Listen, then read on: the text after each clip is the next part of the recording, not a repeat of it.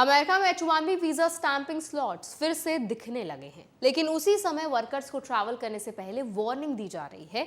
US border पर Indian बच्चों के इलीगल एंट्री केसेस लगातार सामने आ रहे हैं। H1B सिस्टम में पॉलिसी चेंजेस की वजह से स्मॉल एम्प्लॉयज पीछे हट रहे हैं। टेक इंडस्ट्री के अंदर H1B प्रोफेशनल्स को लेकर फ्रस्ट्रेशन खुलकर सामने आ रहा है और जापान जैसे देश इमिग्रेशन फीस को एग्रेसिवली बढ़ाकर पूरा फ्रेमवर्क बदल रहे हैं। यानी ग्लोबल लेवल पर इंडियंस के लिए अपॉर्चुनिटीज भी शिफ्ट हो रही हैं और रिस्क भी बढ़ रहे हैं। आज हम आपके लिए एक डिटेल्ड एक्सप्लेनर बुलेटिन लेकर आए हैं, जिसमें हम स्टेप बाय स्टेप समझेंगे यूएस वीजा स्टैंपिंग स्लॉट्स की ग्राउंड रियलिटी क्या है और ट्रैवल रिस्क कहां है, यूएस बॉर्डर पर इंडियन माइनर्स का ट्रेंड क्या बता रहा है, ईरान में फंसे इंडियन फिशरमैन को कैसे रेस्क्यू किया गया और एम्बेसी की क्या लीगल रोल यहां पर सामने आता है। H1B एप्लीकेशंस में गिरावट के पीछे एक्चुअल पॉलिसी रीजन क्या है, टेक सेक्टर में H1B को लेकर जो बैकलैश दिख रहा है उसका इंपैक्ट क्या हो सकता है और जापान के नए वीजा और पीआर फी रूल्स इंडियंस के लिए क्या संकेत दे रहे हैं। हर सेगमेंट में हम ये भी समझेंगे कि रूल्स क्या कहते हैं, इंडियंस के राइट्स क्या हैं और प्रैक्टिकल लेवल पर आपको क्या सावधानी रखनी है। तो चलिए फिर जल्दी से बुलेटिन को स्टार्ट करते हैं। हाय, मेरा नाम है वर्षा दुबे और आप मुझे देख रहे हैं एनबीटी टेक एट पर। सबसे पहले बात करते हैं यूएस वीजा स्टैंपिंग सिचुएशन की। हाल ही में काफी टाइम के बाद H1B वीजा स्टैंपिंग स्लॉट्स फिर से दिखाई देने लगे हैं, जिससे इंडियन प्रोफेशनल्स को थोड़ी राहत जरूर मिली है। लेकिन इसी के साथ वर्कर्स को साफ तौर पर वार्न किया गया है कि ट्रैवल प्लानिंग बहुत सोच समझ कर करें, क्योंकि स्लॉट्स दिखना एक पॉजिटिव सिग्नल जरूर है, लेकिन इसका मतलब ये नहीं है कि सिस्टम पूरी तरह नॉर्मल हो गया है। ग्राउंड लेवल पर अभी भी कई चैलेंजेस मौजूद हैं। कॉन्सुलेट्स में प्रोसेसिंग डिलेज, अचानक अपॉइंटमेंट रीशेड्यूलिंग और एडमिनिस्ट्रेटिव प्रोसेसिंग के केसेस अभी भी सामने आ रहे हैं। कई वर्कर्स ने एक कंसर्न रेज किया है कि अगर वो इंडिया आकर स्टैंपिंग के लिए जाते हैं और किसी कारण से उनका केस होल्ड में चला जाता है तो उनका यूएस वापस जाना अनसर्टेन हो सकता है। रूल्स के हिसाब से वीजा स्टैंपिंग पूरी तरह कॉन्सुलर ऑफिसर के डिस्क्रिप्शन पर डिपेंड करता है। अगर डॉक्यूमेंट्स में कोई मिसमैच हो, एम्प्लॉय डिटेल्स क्लियर ना हो या बैकग्राउंड वेरिफिकेशन पेंडिंग हो तो एप्लीकेंट को 221 सब क्लॉज जी एडमिनिस्ट्रेटिव प्रोसेसिंग में डाला जा सकता है। इस दौरान पासपोर्ट भी होल्ड हो सकता है और टाइमलाइन अनप्रिडिक्टेबल हो जाती है।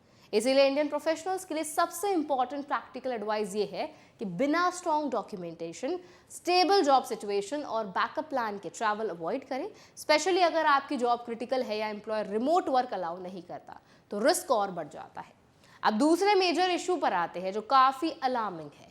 यूएस बॉर्डर पर इंडियन माइनर्स के इलीगल एंट्री केसेस बढ़ रहे हैं।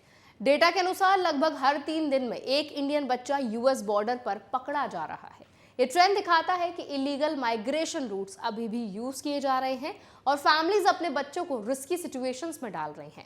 रिपोर्ट्स में ये भी सामने आया है कि कई केसेस में माइनर्स अकेले ट्रैवल कर रहे होते हैं या एजेंट्स के थ्रू भेजे जाते हैं। ये रूट्स अक्सर डेंजरस होते हैं और बच्चों को फिजिकल रिस्क के साथ साथ लीगल अनसर्टेनिटी का भी सामना करना पड़ता है। लीगल फ्रेमवर्क की बात करें तो यूएस में अनअकम्पनीड एलियन चिल्ड्रन के लिए अलग प्रोसेस होता है। उन्हें डिटेंशन से कुछ प्रोटेक्शन मिलती है और उनके केसेस को अलग तरीके से हैंडल किया जाता है, लेकिन इसका मतलब ये नहीं है कि उन्हें ऑटोमेटिक लीगल स्टेटस मिल जाता है। डिपोर्टेशन प्रोसीडिंग्स, लंबी कोर्ट हियरिंग्स और अनसर्टेन फ्यूचर कॉमन आउटकम होते हैं। इंडियन फैमिलीज के लिए यहाँ सबसे बड़ा टेक अवे ये है कि इलीगल एंट्री किसी भी तरह सेफ या गारंटीड ऑप्शन नहीं है। US immigration system clearly defined legal pathways provide करता है और illegal entry future immigration options को भी नुकसान पहुंचा सकती है। इसीलिए अवेयरनेस और सही लीगल रूट का चुनाव करना ही सबसे जरूरी है। अब तीसरे अपडेट पर आते हैं जो इंडियन एम्बेसी की रोल को हाईलाइट करता है। हाल ही में ईरान में फंसे इंडियन फिशरमैन को सक्सेसफुली इंडिया वापस लाया गया।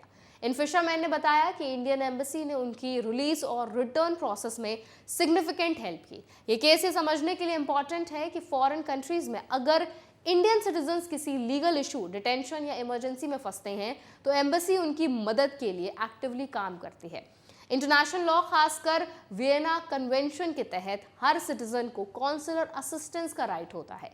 एम्बेसी अथॉरिटीज लोकल ऑफिशियल से कोऑर्डिनेट करते हैं, लीगल सपोर्ट अरेंज करने में मदद करते हैं और इंश्योर करते हैं कि डिटेन्ड इंडिविजुअल्स को फेयर ट्रीटमेंट मिले। लेकिन यहाँ एक इंपॉर्टेंट लिमिटेशन भी है। एम्बेसी किसी देश के लोकल लॉज को ओवरराइड नहीं कर सकती। अगर किसी व्यक्ति ने लोकल लॉ वायलेट किया है तो लीगल प्रोसेस फॉलो करना ही पड़ेगा। इसीलिए इंडियंस के लिए प्रैक्टिकल एडवाइस ये है कि फॉरेन कंट्री में रहते या काम करते समय लोकल लॉज का स्ट्रिक्ट कंप्लायंस रखें और इमरजेंसी सिचुएशन में तुरंत एम्बेसी से कांटेक्ट करें, क्योंकि डिले करने से सिचुएशन और कॉम्प्लेक्स हो जाती है। अब आते हैं H1B वीजा सिस्टम में आए बदलावों पर। हाल ही में डेटा सामने आया कि H1B एप्लीकेशंस में करीब 15% की गिरावट आई है। खासकर स्मॉल एम्प्लॉयर्स के बीच इसका सबसे बड़ा कारण पॉलिसी चेंजेस और बढ़ता कंप्लायंस प्रेशर है। नई पॉलिसीज के तहत एम्प्लॉयर्स को ज्यादा डिटेल डॉक्यूमेंटेशन सबमिट करना पड़ रहा है, वेज लेवल्स को स्ट्रिक्टली जस्टिफाई करना पड़ता है और गवर्नमेंट एजेंसीज द्वारा स्क्रूटिनी भी बढ़ाई गई है। इससे स्मॉल कंपनीज के लिए H1B हायरिंग कॉस्टली और रिस्की हो गई है। कुछ रिपोर्ट्स में यह भी सामने आया है कि इंक्रीज्ड ऑडिट्स और इन्वेस्टिगेशन फियर की वजह से एम्प्लॉयर्स कॉशियस हो गए हैं। कई स्मॉल फर्म्स अब H1B स्पॉन्सरशिप से दूरी बना रही हैं, क्योंकि उन्हें लीगल रिस्क और कंप्लायंस बर्डन ज्यादा लग रहा है। रूल्स के अनुसार H1B वीजा पूरी तरह एम्प्लॉयर ड्रिवन सिस्टम है, यानी अगर एम्प्लॉयर स्पॉन्सर नहीं करेगा तो एप्लीकेंट के पास ऑप्शन लिमिटेड हो जाते हैं। इसीलिए इंडियन प्रोफेशनल्स के लिए बदलाव डायरेक्ट इम्पैक्ट क्रिएट करता है। प्रैक्टिकल लेवल पर इंडियन वर्कर्स को अब एम्प्लॉयर सिलेक्ट करते समय एक्स्ट्रा सावधानी रखनी चाहिए। कंपनी का कंप्लायंस हिस्ट्री, फाइनेंशियल स्टेबिलिटी और इमिग्रेशन ट्रैक रिकॉर्ड चेक करना जरूरी है। साथ ही अपने जॉब रोल, सैलरी स्ट्रक्चर और वर्क लोकेशन को क्लियरली डॉक्यूमेंटेड रखना चाहिए, ताकि फ्यूचर वेरिफिकेशन में कोई भी इशू ना आए। अब बात करते हैं टेक इंडस्ट्री में चल रही डिबेट की। हाल ही में एक वायरल रेंट के बाद H1B प्रोफेशनल्स को लेकर डिस्कशन काफी इंटेंस हो गया है। इंडस्ट्री के कुछ एक्सपीरियंस लोगों ने ओपनली ये कहा है कि टेक सेक्टर में हायरिंग पैटर्न्स और वीजा डिपेंडेंसी को लेकर कंसर्न्स बढ़ रहे हैं। इस रिएक्शन ने सोशल मीडिया पर बड़ा डिबेट क्रिएट कर दिया है, जिसमें H1B वर्कर्स के रोल, उनकी सैलरी इंपैक्ट और हायरिंग डायनेमिक्स पर सवाल उठाए जा रहे हैं। ये ट्रेंड इसीलिए इंपॉर्टेंट है क्योंकि ये सिर्फ ओपिनियन नहीं है, बल्कि फ्यूचर पॉलिसी डायरेक्शन को भी इनडायरेक्टली इन्फ्लुएंस कर सकता है। इमिग्रेशन सिस्टम में परसेप्शन एक बड़ा फैक्टर होता है। अगर पब्लिक नैरेटिव नेगेटिव बनता है तो पॉलिसी मेकर्स उस प्रेशर को इग्नोर नहीं कर सकते। इसीलिए इंडियन प्रोफेशनल्स के लिए जरूरी है कि वो सिर्फ लीगल कंप्लायंस ही नहीं, बल्कि प्रोफेशनल क्रेडिबिलिटी और स्किल डिफरेंशिएशन पर भी फोकस करें। अब आखिरी अपडेट की बात करते हैं जो जापान से आया है। जापान गवर्नमेंट ने वीजा रिन्यूअल और परमानेंट रेजिडेंसी फीस में सिग्निफिकेंट इंक्रीज का प्लान किया है। कुछ कैटेगरीज में ये इंक्रीज 10 गुना तक हो सकता है। नई फीस स्ट्रक्चर के तहत वीजा एक्सटेंशन और PR एप्लीकेशंस दोनों महंगे हो सकते हैं। इसका मतलब यह है कि जापान अब इमिग्रेशन सिस्टम को रेगुलेट करने के साथ साथ रेवेन्यू एस्पेक्ट को भी फोकस में ला रहा है। ये बदलाव इंडियंस के लिए इसीलिए इंपॉर्टेंट है क्योंकि जापान पिछले कुछ सालों में एक इमर्जिंग डेस्टिनेशन बनता रहा है, खासकर प्रोफेशनल्स और स्टूडेंट्स के लिए भी।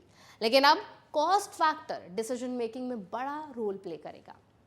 रूल्स के अनुसार हर कंट्री अपनी इमिग्रेशन फीस को इंडिपेंडेंटली तय कर सकती है, किसी का प्रेशर नहीं होता है। लेकिन जब फीस इतनी तेजी से बढ़ती है तो इसका impact long term settlement plans पर पड़ता है। इसीलिए इंडियन एप्लीकेंट्स को अब सिर्फ एंट्री नहीं, बल्कि रिन्यूअल और PR कॉस्ट को भी अपफ्रंट कैलकुलेट करना चाहिए। अगर पूरे बुलेटिन को एक साथ देखें तो एक क्लियर पैटर्न सामने आता है। ग्लोबल इमिग्रेशन सिस्टम अब ज्यादा स्ट्रिक्ट, ज्यादा कंप्लायंस ड्रिवन और फाइनेंशियली डिमांडिंग होते जा रहे हैं। अपॉर्चुनिटीज खत्म नहीं हुई, लेकिन अब अनप्लान्ड मूव्स के लिए मार्जिन बहुत कम हो गया है। तो आई होप आज का बुलेटिन आपके लिए काफ़ी ज़्यादा हेल्पफुल रहा होगा। अगर ये बुलेटिन आपको पसंद आया तो उसको लाइक करें, शेयर करें। आपका कोई फीडबैक है, आप कोई टॉपिक सजेस्ट करना चाहते हैं तो वो भी कमेंट्स में ज़रूर बताएं। और अगर आप चाहते हैं कि हर दिन हम आपके लिए ऐसा ही बुलेटिन लेकर आएँ तो वो भी कमेंट्स में ज़रूर बताएं। ऐसे और वीडियोज़ के लिए, अपडेट्स के लिए, इन्फॉर्मेशन के लिए हमारा चैनल NBD Tech को भी ज़रूर सब्सक्राइब करें।